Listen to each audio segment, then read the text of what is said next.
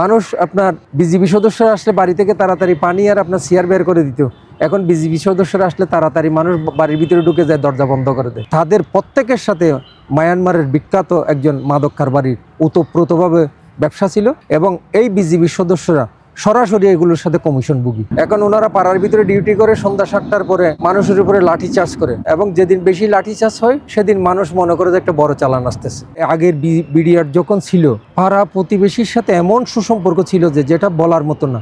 কোনো পাড়ায় রাত্রে চিল্লিয়েছে ডাকাতি হচ্ছে মনে হচ্ছিল, তখন বিডিআর তৎকালীন বিডিআর সদস্যরা দৌড়ে গিয়ে ওই বাড়ির আশেপাশে দৌড়াতো। আপনি শুনলে আশ্চর্য হবেন, আমি যে গ্রামে বসবাস করি সেই দামনকালী গ্রামে কোনো বৈধ অস্ত্রধারী মানুষ নাই, একটা অস্ত্রের লাইসেন্স নাই, কিন্তু ওই পাড়ায় কোনো বিডিআর সদস্যের কারণে তৎকালীন সময়ের কোনো ডাকাতি সংগঠিত হতে দেয় না।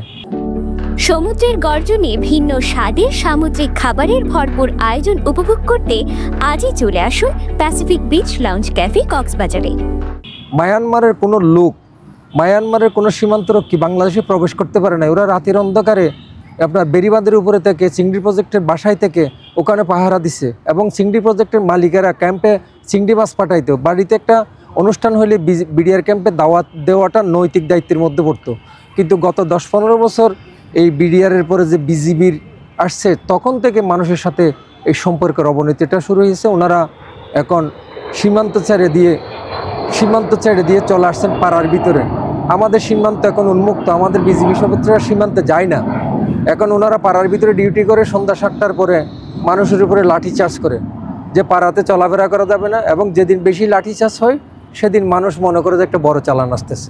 আবার এই জিনিসটা কি জায়গায় যে বিডিআর বর্তমান বিজিবির ঊর্ধ্বতন কর্তৃপক্ষরা এই বিষয়গুলো জানেন না। আবার ওই মাঠ থেকে রিপোর্ট দেওয়া হয় যে এখানে সব চোরা কারবারি, এখানে সব মাদক ব্যবসায়ী, আবার স্টেশন ভিত্তিক তাদের কিছু দালালও থাকে। ওই দালালগুলো এই জিনিসগুলো এই অফিসারদের কাছে, ঊর্ধ্বতন কর্তৃপক্ষের কাছে এই তথ্যগুলো পৌঁছাইতে দেয় না। যেমন আমি আপনাকে বলি যে কিছুদিন আগে আপনি আমাকে এই 34 বিজিবি সম্ভবত লেফটেন্যান্ট কর্নেল মাসুরিকির কাছে নিয়ে গেলেন। ওনার সাথে আপনার আমার সাথে 3 ঘন্টা পর্যন্ত আলাপ হলো। আলাপ হওয়ার পরে বোঝা গেল যে ওনাকে মাঠের সঠিক তথ্যটা দেওয়া হয় না। যেন আমি বললাম আপনার পিলকানায় নিহত এই কর্নেল আনিসুজ্জামান, এবং আমি আরও আপনাকে বলতে পারি মাহবুবে সুবাহানি, লেফটেন্যান্ট কর্নেল মাহবুবে সুবাহানি, ওনারা যাইতেন পাড়ার সাথে কথা বলতেন। মানুষ আপনার নিজেরা বাংকার করে দিত, পাড়ায় জায়গা দিত। বিজিবি সদস্যরা আসলে বাড়ি থেকে তাড়াতাড়ি পানি আর আপনার চেয়ার বের করে দিত। এখন বিজিবি সদস্যরা আসলে তাড়াতাড়ি মানুষ বাড়ির ভিতরে ঢুকে যায়, দরজা বন্ধ করে দেয়। প্রকাশ্যে বল খেলার মাঠে একজন লোককে বিজিবি গুলি করে মারল, যেখানে একটা ফুটবল টুর্নামেন্ট চলতেছে। দিনে দুপুরে, রাত্রে নয়। সে লোকটার অপরাধটা কী ছিল? সে একটা মাদকের চালান ডাকাতি করছিল বলে একটা অভিযোগ তার বিরুদ্ধে ছিল। মাদক তো কেড়ে নেওয়া, ডাকাতি করা এটা তো ভালো কাজ। মাদক অন্ততপক্ষে মাদকের যারা ব্যবসায়ী তাদের তো কোমর ভেঙে যাবে। আমি ওই কেসটা স্টাডি করতে গিয়ে ওই পাড়ার অনেক লোকের সাথে কথা বলছি। সেখানে আমার কাছে যেটা আসছে, যারা এই খুনের সাথে ইনভলভ তাদের প্রত্যেকের সাথে মায়ানমারের বিখ্যাত একজন মাদক কারবারির ওতপ্রোতভাবে ব্যবসা ছিল এবং সে ওখান থেকে মাদকগুলো সরবরাহ করত এবং এই বিজিবির সদস্যরা সরাসরি এগুলোর সাথে কমিশনভোগী। এই কমিশন বুক যতক্ষণ পর্যন্ত বন্ধ না হবে, আস্থা মানুষের প্রতি যতক্ষণ পর্যন্ত জন্ম না হবে, ততক্ষণ পর্যন্ত আপনার সম্পর্ক ডেভেলপ করবে না। হ্যাঁ, আমি বাধা তো অবশ্যই পাই। এগুলো আসলে একদিকে খুব দুঃখের, আরেকদিকে মহান আল্লাহর কাছে একটা জবাবদিহিতার জায়গাও থেকে শান্তিও পাই।